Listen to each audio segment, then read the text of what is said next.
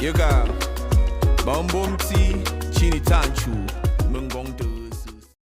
Warning, trigger warning. If you are easily triggerable or only here for Cat Williams, do not subscribe. I don't do these kind of videos much, and I hate to get a bunch of subscribers and then they leave. So listen, just watch the video. Thumbs up, I appreciate it. I appreciate the thumbs up, truly. Comment, all them things. Just don't subscribe, and I hope you enjoy. But I remember on the radio, you went on a radio interview. If I'm not mistaken, that's in Atlanta. Right. And you came on there with seemingly good intentions. And she attacked you. It wasn't just that part. It was the fact that before I go in there, she has a conversation about, okay, now, I just want to talk to you because you just wanted Emmy for the city of Atlanta, and this is in Atlanta, and they just want to hear about the Emmy and hear from you and to thank you for what you did putting the city on. Right. Okay. And we won't talk about your kids. We won't talk about jail, no cases. We ain't going to talk about none of that. Right. And immediately gets in there and goes the opposite way. You can't flip up on me because you're an inferior comedian. I'm going to destroy you, and I'm never going to call you out of your name. I'm never going to say anything disrespectful to people that look like you. It's a very thin line. I got a call, but this lady is trying to embarrass me in front of a largely homosexual fan base. That's why she got canceled. Gay people don't take it kindly that you would, as a derogatory, call me gay. Gay people don't feel like it's derogatory. So why are you trying to shame me with something in a community I don't even belong in? There's no gay people saying I belong over there or been over there. You did, but I have no hatred of over there, and how dare you? You did a number on it, though. Hey. You did a number on it. That's legendary. No, you either believe in karma or you don't. Because I didn't even know any of the stuff that she had done to my fellow comedians until afterwards. I just know that it was a setup. Right. And remember, they tried to kill me this same weekend. Not in jokes, with a real gun in my real face on real camera. Understand I'm losing my life for participating in something that goes along with my job. Like, it's two comedians, what do you mean? And the world was okay with it because it was me. Had that happened to anyone else, the world went crazy when Will smacked Chris.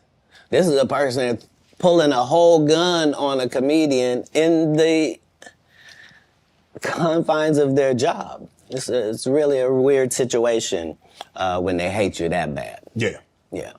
Like there are parts of the population that feel like I'm from Atlanta and I'm from Ohio and have never said anything differently. Right. Well, what's your thoughts on Netflix? I mean, they're giving deals. Like we just heard Tiffany Haddish just got a deal as well. And I mean, they're opening up things to comics and, for them to open up a door like that. What are your honest thoughts about Netflix? Well, everybody has to understand that Netflix doesn't have an opinion on stand-up comedy. They base what they pay you by the amount of ticket sales for your last tour. So Monique's last tour had 316,000 tickets. Therefore, that's what she got offered. My last tour had $2.4 million.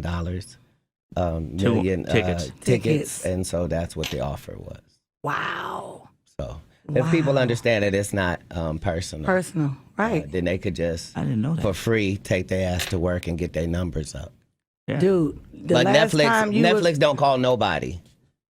That's the joke. The joke is Netflix ain't giving me. First of all, Netflix ain't call you. Knock it off. Is Coca-Cola knocking on people's door to see what type of beverage they having today? So they go by those ticket sales. That's dope. What else could they go by? Yeah. And I thought it was like popularity. What comedian don't think everybody can't wait for their next special? Who don't think they got something to say? The fact of the matter is what makes a great comedy special is if 100 people talk at the same time that you talking, are you saying something different than them people are saying? This thing is pushing around 10 million, if not more, views. In the beginning, that's what happened. Right. You can pick it up. Okay, so to be honest with you, when I found out Cat Williams was coming, I got excited. Okay. I know many people think, well, you know who Cat Williams is. You know, Cat Williams and I have never officially really met. Like, we don't know each other, like, as in friend, comics. We've never worked on a tour together. We've never worked together. So this was really a big deal for me to have him come in. So when they told me he was in the green room, you said to me, Wanda, go in the back and see if you can get him to come on, because he had told our producers that he wasn't going to come on. So I went to the back in the green room and I was like, hey, everybody, which I always do. And I said, good morning. And then he goes, I'm not coming on the show. I wasn't booked to come on the show. And I said, it's okay if you want to come on. Like, come on. So I was teasing with him about coming on. And so then, he kept saying no. I said, but why? I said, come on. I've never been on air with you. I say, so come on. Here's a great opportunity. So Red Grant, myself, and Gary started to walk towards the studio. And when we got in here, he still was saying no. He was outside the studio. So I started playing little clips like, come on in, come on in, making him feel good about coming in. I'm excited that he's coming in. So, once he got in, I was excited to really have him in this studio, to be honest with you. And I felt like as he started to talk in the beginning, he had an agenda, like to attack me. And I kept feeling some type of way. And I'm like, did you feel the tension in the room before he even started talking? I felt the tension. I did. And then I said, okay, where's this going? So honestly, because of the respect that I have for him, like, I feel like he's one of the comics that has made it. And so I'm excited. I called my boss and said, Reggie, I never asked Reggie to drop music. I said, Cat Williams is coming. Can we drop music? And Reggie said, yes. So weird energy when Wanda came in the room. Wanda's a good person, so, I don't ever want to dog her. I just think that at that time, I don't know what she was going through. But she gave me love, but she wouldn't give Cat love. She kind of like, it was weird. But the movie the Girls Trip movie? Yes, ma'am. The one with with three of our greatest black actresses in it. You mean that one? Right. But I'm just saying, Tiffany Haddish. Ma'am, you could have had that role, and everything that happened would have happened unless you thought you were necessary to write the Saturday Night Live monologue. I'm a writer. I only care about what you write. I don't care about what you read. Everybody can read that can read. What did you think about the movie, though? I laughed from beginning to end. I felt like... I thought it was a great script when I saw it in 2004. Right. Wow. In 2004. Wow. Yeah, I have it. I'm so happy for her though, because that's what it do. That's baby, what it do. I tear up thinking about the break that she got. And to see her do her thing. She passed 46 female black comedians that I know personally that I put on tour who have a hard time getting a chicken sandwich from Chick-fil-A after they headline 7 shows at a club for $2,500 a week. But people like real, and that's why they like her. Is that what they like? They love realness. Oh, because everybody's real then. So don't trip. No, they like wherever Tiffany you Haddish at under the sound of my voice, real. do you have a real co-worker? Right. Do you have a ratchet friend? Do you have a sister? Do you have a cousin? Do you have a nephew? Do you have a niece? Is they so ghetto? When did that become marketable? Knock it off. They like her because she want to sleep with a white man. That's why the only thing she said was, I want to give it to Brad Pitt. The only thing before that in the movie with me is I slept with this white man and I got a white baby. She had a white husband for the 14 years she been doing comedy, and then all of a sudden divorced him, then said he abused her, then wrote a book, then said he didn't. And then now we're at Brad Pitt. So, hey, you can say whatever you want. She said she got a disease for JJ. Don't nobody check for that.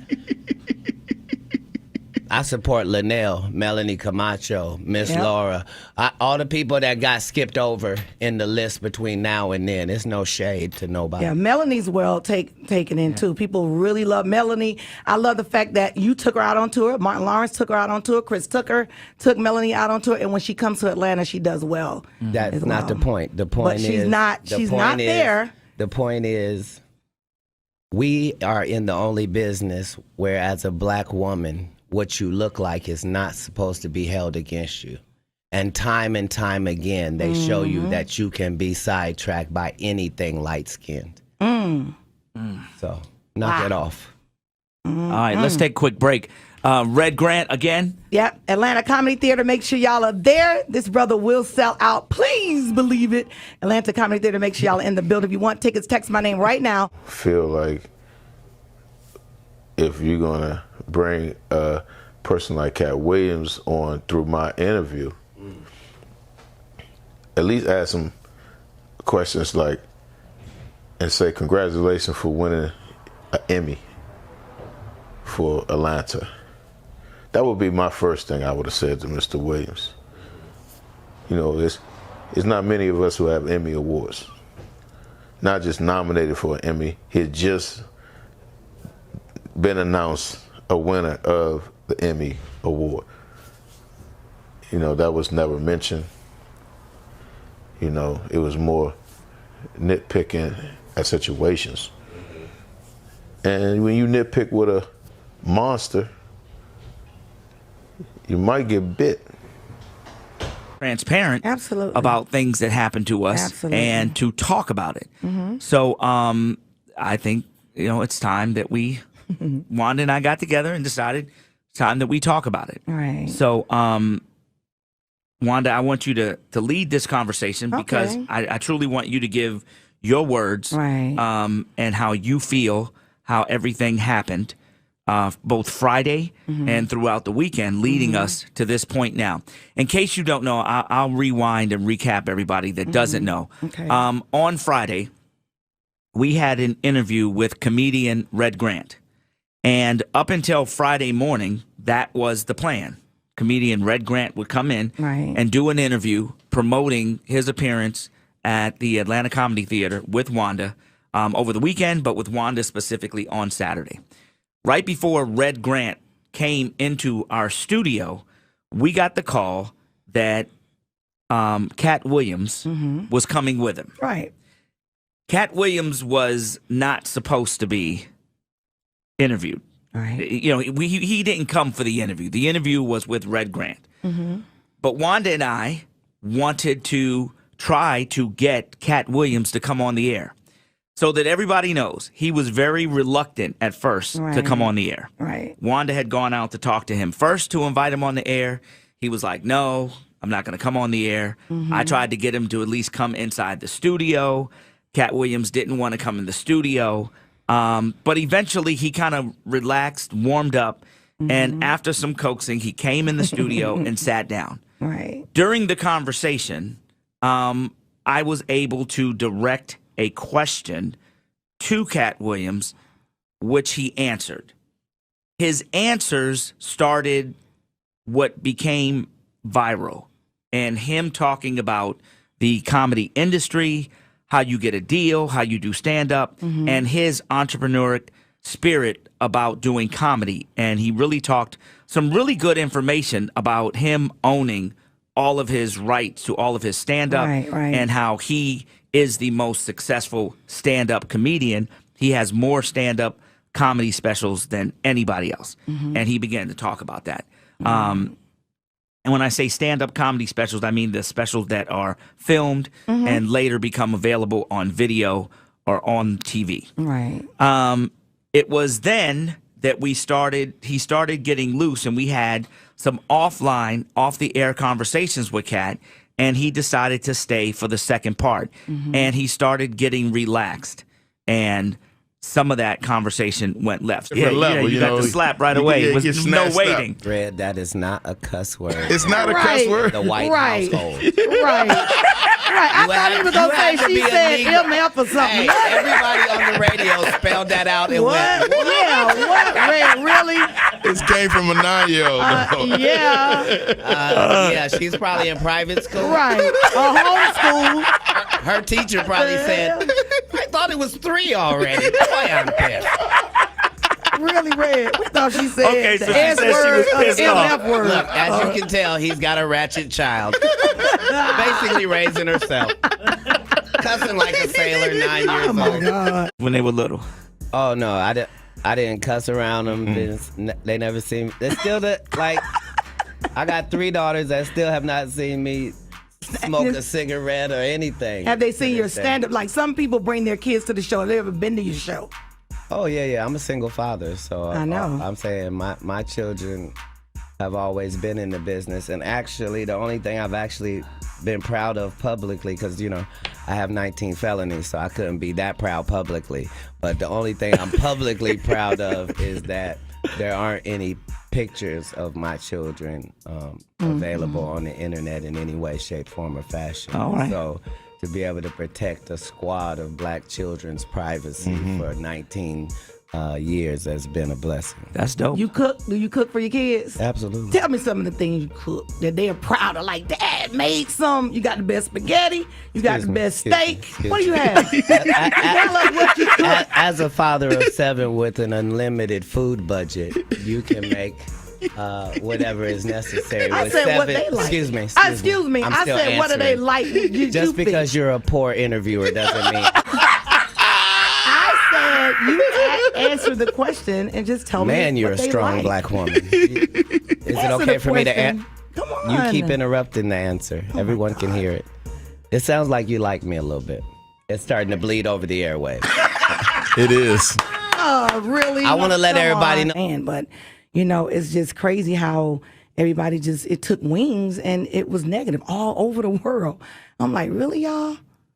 Okay, and if that's how people feel, I can't be upset. That's how people feel, and I'm not playing the victim because I did nothing but invited him here. You personally said, Wanda, go in the back and try and get him to come on. I damn near, did I not beg him to come on this radio? I begged him. He said, no, I ain't coming on. I said, please. I said, please, 50 times to him. Please, he didn't want to come on. So when he finally sat down and put his headphones on, I was like, okay, yay. I was excited. And I hate that it happened like this. That's not what I do, y'all. It's just not. And when I got to church Sunday, everything that happened, Dale Bronner talked about this, what happened. Just like what Kevin Hart said, when you're doing things, when you're doing great things, it's gonna come. And I didn't expect that because that's not what I put out there. When I go to the comedy club on Saturday nights, I know I'm giving laughter to people that may not be happy with their jobs or people that are going through things. I get excited to go to the comedy club. And when he said, I'm selling out Phillips Arena, you're just at Atlanta Comedy Theater, you're right. And I'm happy to be there. Each and every Saturday night, I take pride in going into that comedy club because I know I'm going to do a job. I'm going to do a job, not to insult people, not to call them the N-word. That's just not what I do. I have fun. I'm a comedian, but it's very few people that can get on there and say, oh, I came to the comedy club and Wanda Smith, cursed me out or called me the N-word. Like, if I do it, it's in fun, and I'm just sorry that it ended this way. I really am. Do you think that Cat Williams going back and forth wasn't fun? What moment do you think it got real? It stopped. I think it got real when Frank was trying to do a professional interview, trying to ask me about my special and a special that Cat Williams was going to direct. And, people saying things, little smart things, out their mouth. And I knew once Cat started in, knowing the person that I know, knowing my friend, it's almost like he know me. If you go in on me, once I start, he can't stop me, you can't stop me, I can't even stop me. It was over. It was incredibly, and being the intelligent individual of comedy that Cat is, he gonna tear your ass up. You think he kind of like sized her up before he got on? Right. No, I think she sized herself up. He understood what was happening in the moment. He knows how people are, and he was prepared for anything to happen. He's always prepared. Like, he's one of the smartest guys I know. He's always prepared. So